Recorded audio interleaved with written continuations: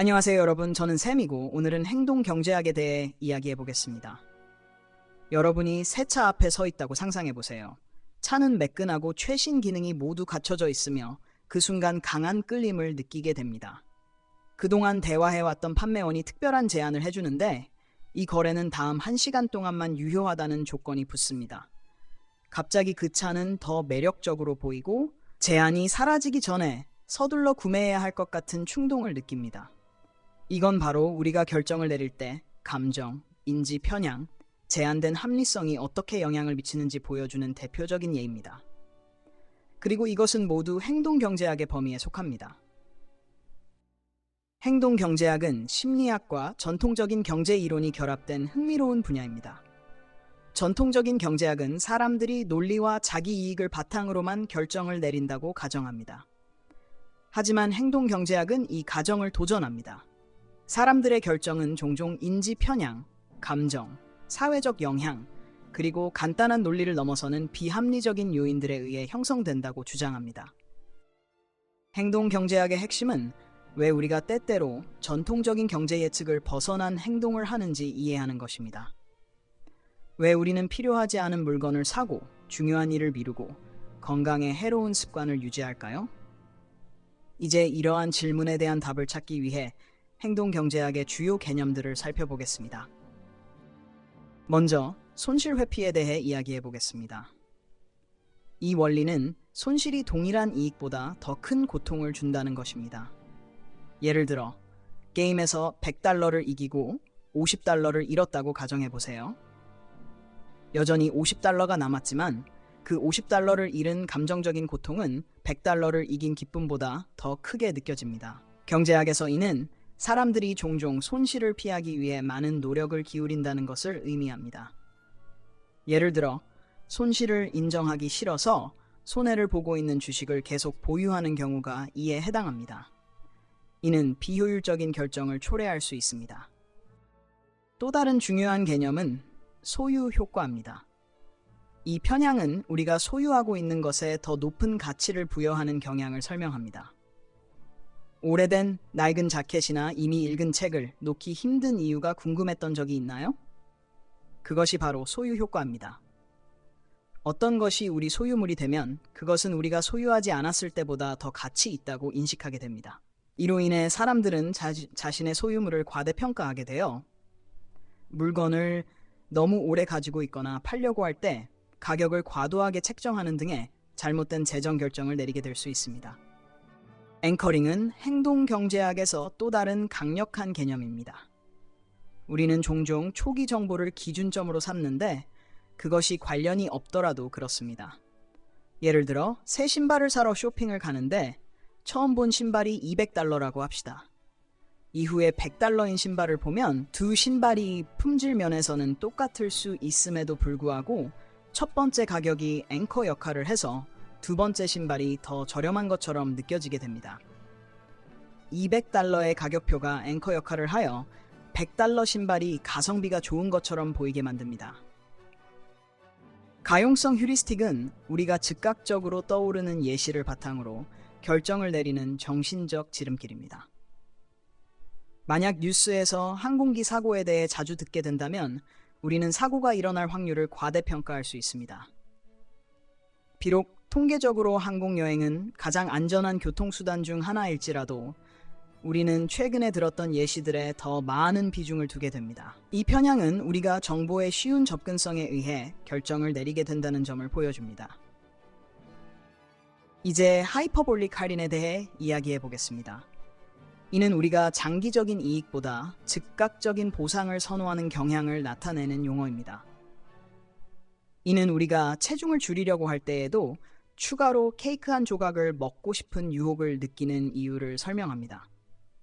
우리는 현재의 순간을 미래보다 더 우선시하는 경향이 있기 때문에 단기적으로 기분 좋게 느껴지는 결정을 내리지만 나중에는 부정적인 결과를 초래할 수 있습니다. 마지막으로 사회적 선호에 대해 살펴보겠습니다. 인간은 본래 사회적인 존재이므로 우리는 종종 다른 사람들이 무엇을 하는지에 따라 결정을 내립니다. 이것은 사회적 영향이라고 불리며 소비자 행동에서부터 투표에 이르기까지 모든 분야에서 중요한 역할을 합니다.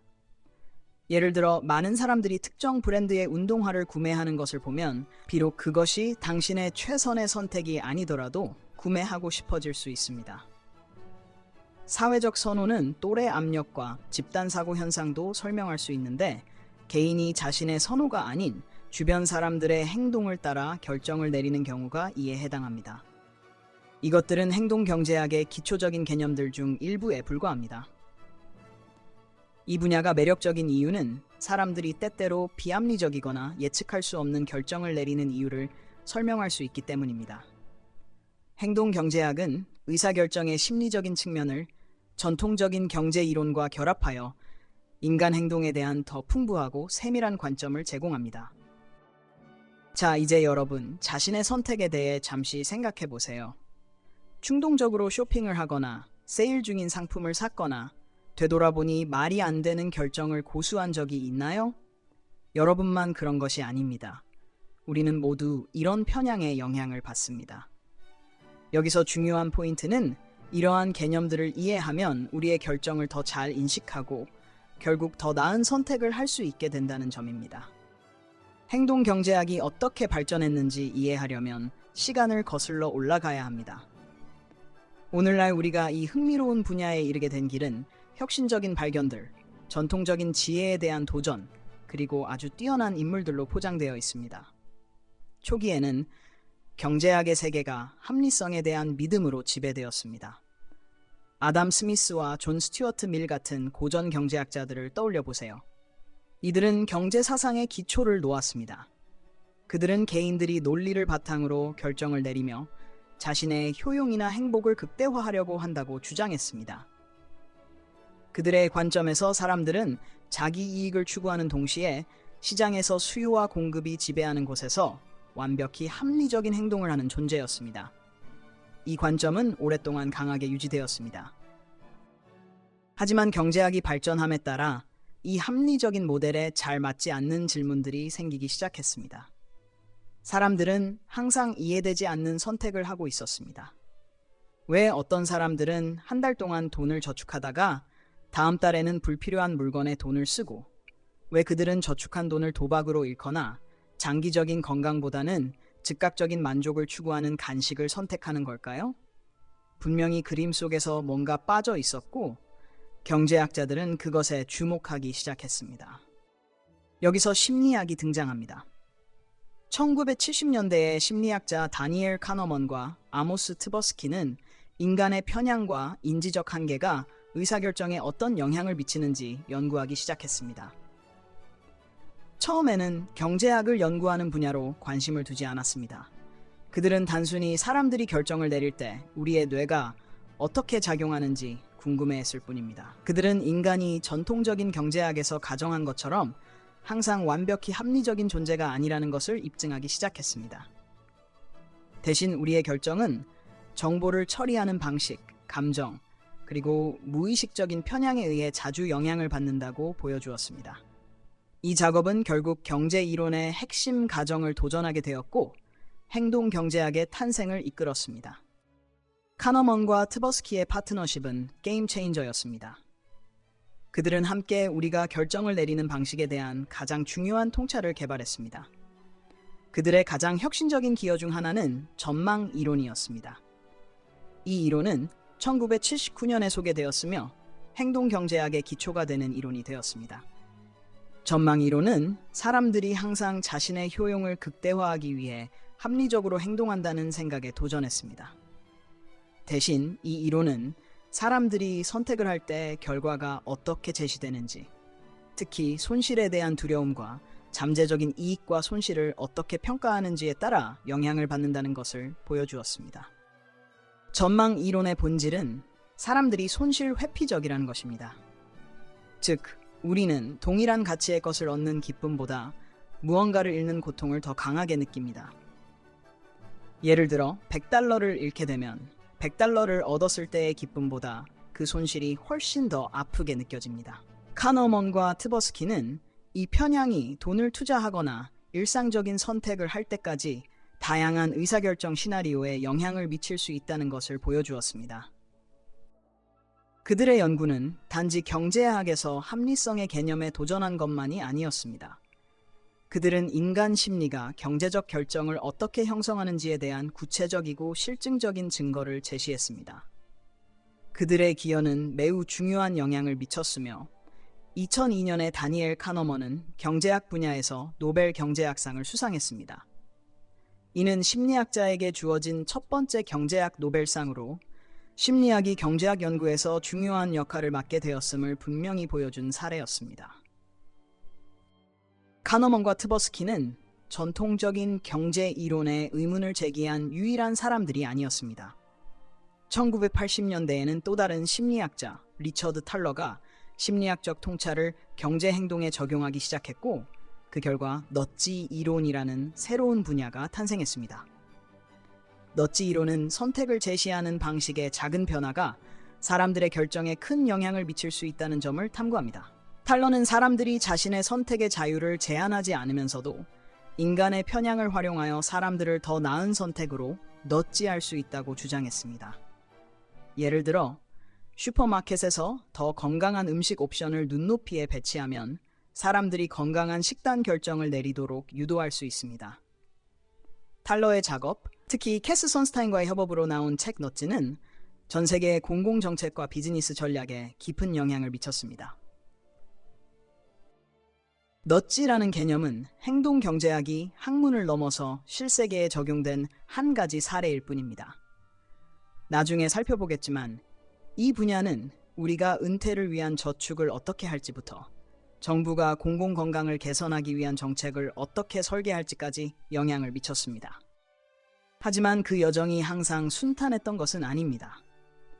행동경제학은 인간이 항상 합리적이지 않다는 것을 받아들이기 꺼리는 전통적인 경제학자들과 싸워야 했습니다. 이 경제학자들은 합리성이 경제이론의 초석이라고 주장하는 신고전 경제학자들이었습니다. 하지만 행동경제학의 통찰이 계속 쌓여가면서 사람들의 행동이 항상 예측 가능한 방식으로 이루어지지 않는다는 부인할 수 없는 증거를 무시하기 점점 더 어려워졌습니다. 이 분야 발전의 중요한 순간 중 하나는 1991년 조지 에이커로프와 로버트 슐러가 동물 정신, 인간 심리가 경제를 어떻게 이끄는지, 그리고 그것이 글로벌 자본주의의 중요한 이유라는 책에서 동물 정신이라는 개념을 소개했을 때였습니다. 이 아이디어는 감정과 심리적 요인들이 경제적 결정을 어떻게 영향을 미치는지, 특히 경제적 변동성이 큰 시기에는 더욱 중요한 역할을 한다고 설명했습니다. 동물 정신의 개념은 행동 경제학과 경제적 현상, 예를 들어 경기 침체, 버블, 시장 붕괴와 같은 거시 경제 현상 간의 격차를 메우는 데 도움이 되었습니다. 행동 경제학의 영향력은 점차 공공정책에 통합되었습니다. 2000년대에는 여러 정부들이 정책 결정에 행동 경제학적 통찰을 적용하기 시작했습니다. 2010년 영국 정부는 넛지 유닛이라고 불리는 행동 통찰팀을 설립하여 행동 경제학이 공공 서비스를 개선하고 건강 비용을 줄이며 긍정적인 행동 변화를 촉진할 수 있는 방법을 탐구했습니다. 유사하게 미국과 호주도 에너지 소비, 장기 기증, 세금 준수와 같은 문제들에 행동 경제학의 원칙을 적용했습니다.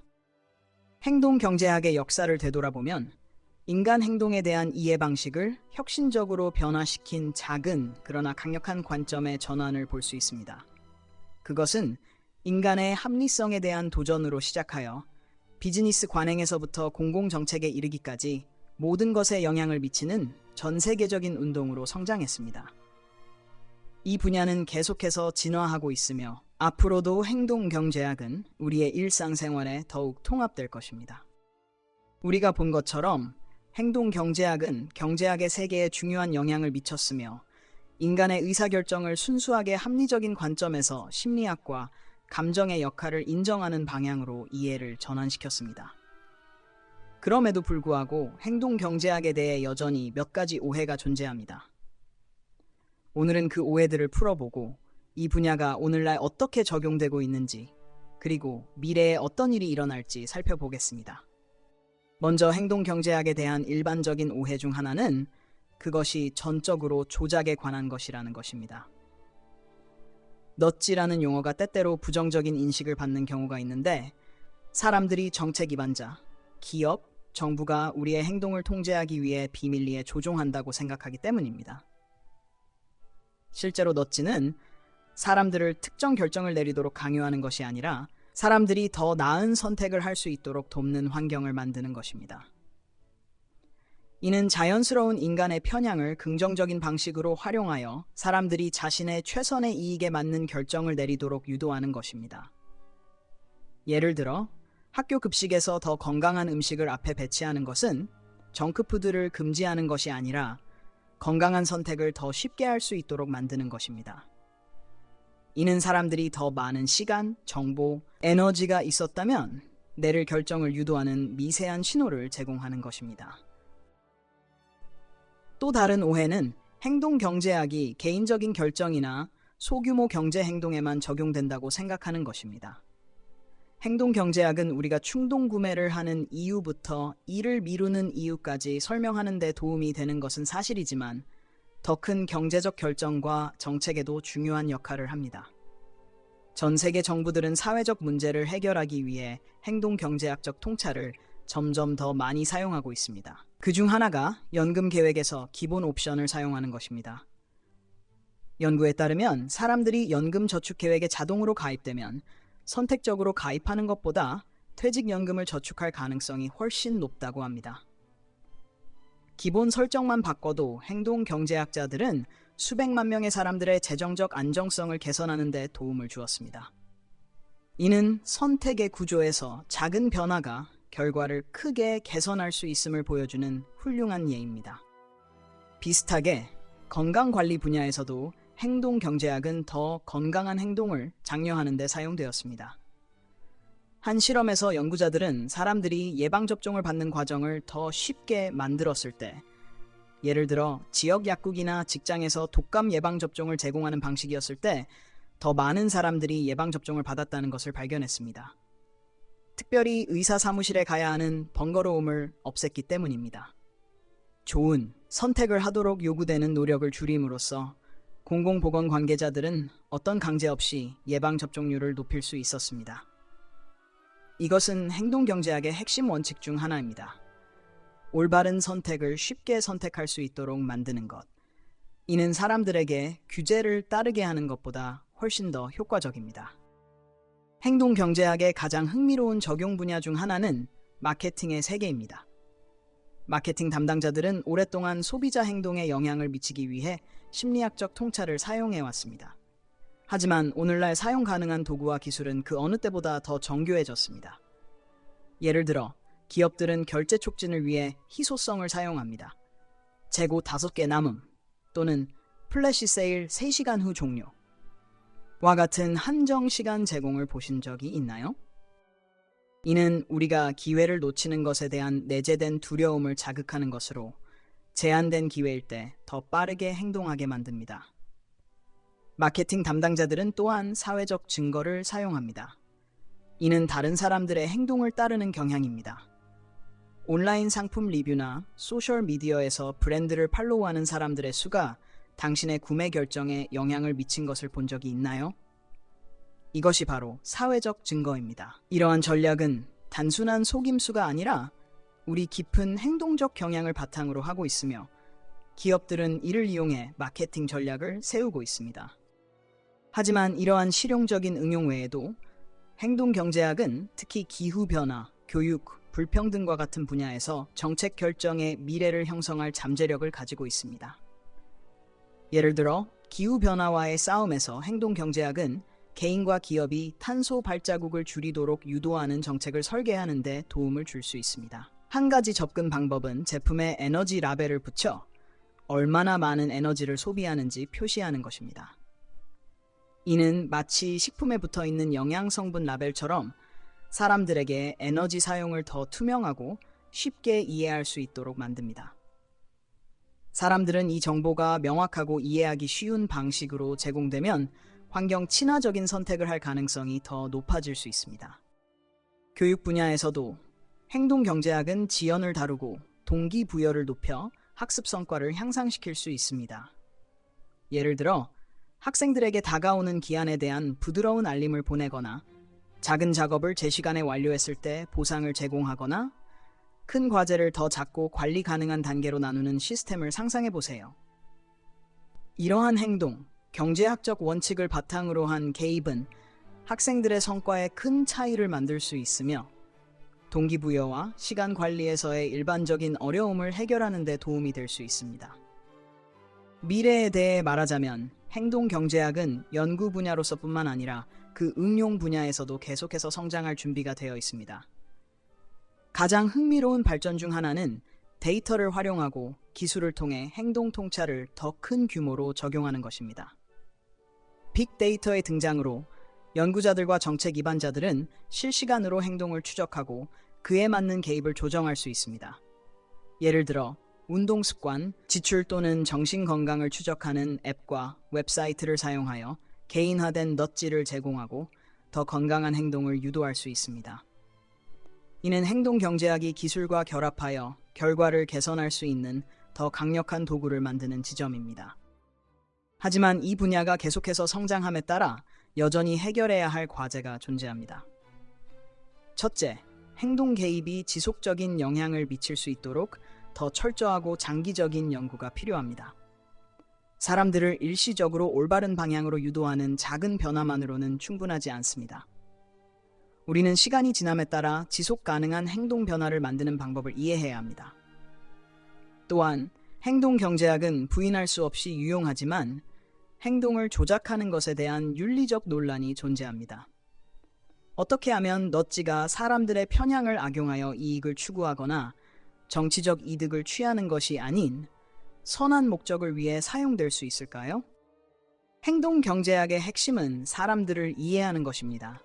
단순히 합리적인 존재로서가 아니라 종종 논리를 벗어난 결정을 내리는 복잡하고 감정적인 존재로서 사람들을 이해하는 것입니다. 우리의 인지적 편향을 인정하고 이를 이용하여 더 나은 정책, 제품, 경험을 설계함으로써 행동 경제학은 전 세계적으로 삶을 개선하고 있습니다. 은퇴 저축에서 공공건강, 마케팅 전략에서 기후 변화에 이르기까지 행동 경제학의 원칙은 우리가 더 스마트한 선택을 하고 더 나은 결과를 창출하도록 돕고 있습니다. 그러니 다음에 당신이 두 가지 제품 중 하나를 선택하거나 미래를 위해 저축을 하거나 시간을 어떻게 쓸지 결정해야 할 때 당신의 마음이 얼마나 흥미로운 방식으로 연결되어 있는지 기억하세요. 우리의 선택 뒤에 숨겨진 과학을 이해하는 것은 우리가 더 나은 결정을 내리는데 도움이 될 수 있습니다. 어쩌면 우리 주변의 세상을 위해서도요. 결국 중요한 것은 우리가 무엇을 선택하는지가 아니라 왜 그것을 선택하는가입니다. 그리고 행동 경제학의 세계에서 진짜 마법이 일어나는 곳이 바로 그 지점입니다. 오늘은 여기까지입니다. 다음 에피소드에서 만나요.